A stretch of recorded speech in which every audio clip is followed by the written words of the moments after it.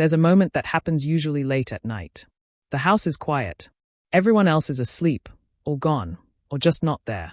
And you're sitting somewhere, the couch, the floor, the edge of the bed, and your cat just comes to you. Doesn't ask anything. Doesn't need anything from you. Just settles nearby, or puts a paw on your leg, or stares at you in that slow, unreadable way they have. And something in you exhales. Not because anything changed, but because something, for a second, just understood. Most people around you probably don't notice what that moment means to you. They see a cat. You feel something that's harder to name. The people in your life might call you quiet, reserved, hard to read. Some of them think you're cold, or that you keep people at a distance on purpose. They see someone who doesn't open up easily, who doesn't need constant company, who seems fine, maybe too fine, on their own. And they don't quite know what to do with that. So they fill in the blank with the easiest explanation. Distant, guarded, difficult. But that's not really what's happening, is it? What's actually happening is something most people never think to look at closely. The relationship between certain people and their cats isn't just affection. It's something that reveals, quietly, how that person is wired, what they need, what exhausts them, and what kind of connection actually makes them feel safe. And cats, somehow, know exactly what that looks like before any human ever figures it out. Research in animal behavior and psychology has shown something interesting. Cats don't respond to all people the same way. They are extraordinarily sensitive to nervous system states, to microsignals in posture, breathing, muscle tension, and eye contact.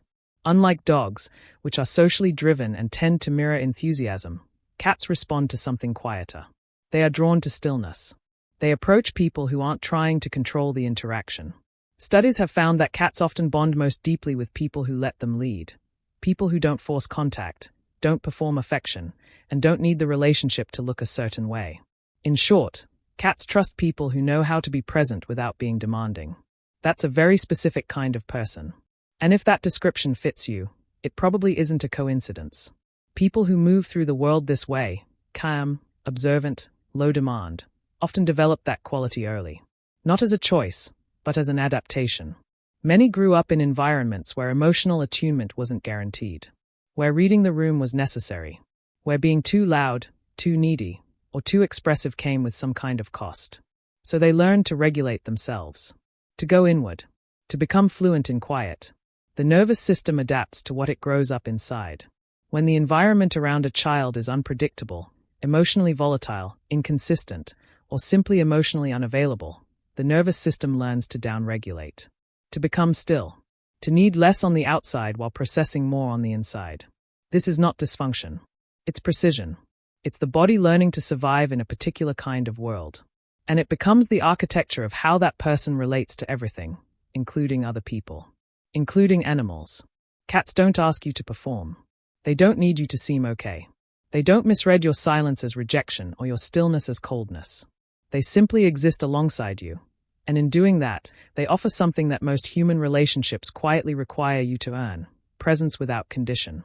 It would be easy to frame this as the introvert's consolation prize. The sensitive person who couldn't find their place among people, so they found it with animals. But that reading is too simple, and it misses something important. Connection is connection. The nervous system doesn't care what species is offering it. And the kind of attunement cats respond to, quiet, non-intrusive, emotionally steady, is not a lesser form of social intelligence. It's a different frequency. Not broken. Not inferior.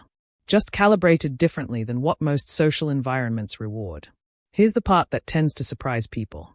The individuals that cats choose most consistently, the ones they follow, the ones they sleep near, the ones they seek out in a crowded room, are often the same people who describe themselves as not very good with people. And the reason isn't that cats have low standards. It's that those people have learned something most socially driven people never had to learn.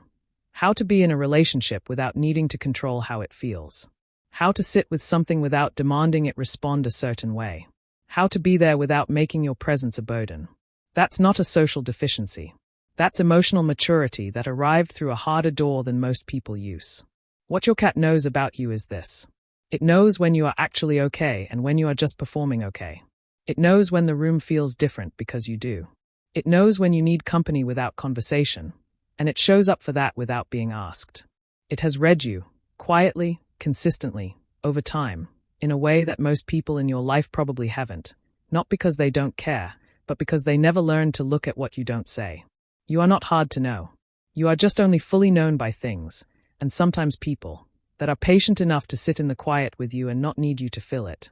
If something in this felt familiar, it's probably not an accident. There's a particular way certain people move through the world, what they notice, what they need, what drains them, what restores them, and it runs deeper than personality type or introversion. It shapes how they think, how they connect, and what kind of life actually suits them. That's worth understanding.